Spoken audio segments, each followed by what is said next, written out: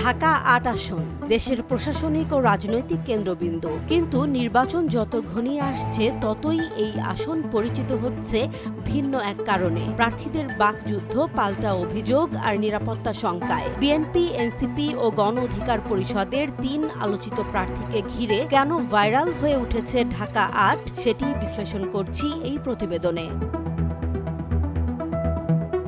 ঢাকা ৮ আসনে আলোচনার কেন্দ্রে রয়েছেন বিএনপি প্রার্থী মির্জা আব্বাস এবং এনসিপি প্রার্থী নাসির উদ্দিন পাটোয়ারি। প্রচারণা শুরুর পর থেকেই একে অপরের বিরুদ্ধে অভিযোগ ও পাল্টা বক্তব্যে উত্তপ্ত হয়ে উঠেছে নির্বাচনী পরিবেশ।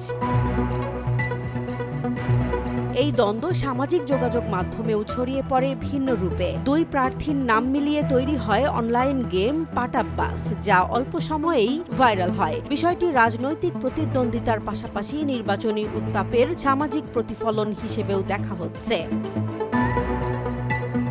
উত্তেজনার মাত্রা বাড়ে ২৭ জানুয়ারি ঢাকার হাবিবুল্লাহ বাহার কলেজে এক অনুষ্ঠানে নাসির উদ্দিন পাটোয়ারির ওপর ডিম নিক্ষেপের ঘটনায়। এ ঘটনার জন্য তিনি সরাসরি বিএনপি প্রার্থী ও ছাত্রদলের নেতাকর্মীদের দায়ী করলেও অভিযোগ অস্বীকার করেছেন মির্জা আব্বাস।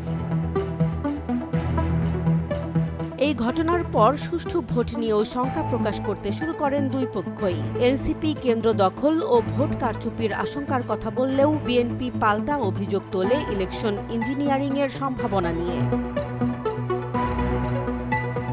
এই উত্তেজনার মধ্যেই আলোচনায় উঠে আসেন গণ অধিকার পরিষদের প্রার্থী মেঘনা আলম। মাথায় মুকুট পরে প্রচারণায় অংশ নিয়ে সামাজিক যোগাযোগ মাধ্যমে আলোড়ন তুললেও বর্তমানে তিনি মাঠের প্রচারণার বাইরে। মেঘনা আলম জানান, নির্বাচনী প্রচারণার শুরু থেকেই তিনি ও তার কর্মীরা হুমকি পাচ্ছেন, এমনকি ধর্ষণের হুমকির কথাও জানান তিনি। নিরাপত্তা ঝুঁকির কারণে আপাতত প্রচারণা বন্ধ রেখেছেন বলে জানান এই প্রার্থী। অস্ত্রের লাইসেন্স ও পুলিশি নিরাপত্তা না পাওয়ায় নির্বাচন কমিশন ও সরকারের ভূমিকা নিয়েও প্রশ্ন তুলেছেন তিনি। তবে তার দলের নেতাকর্মীরা মাঠে প্রচারণা চালিয়ে যাচ্ছেন।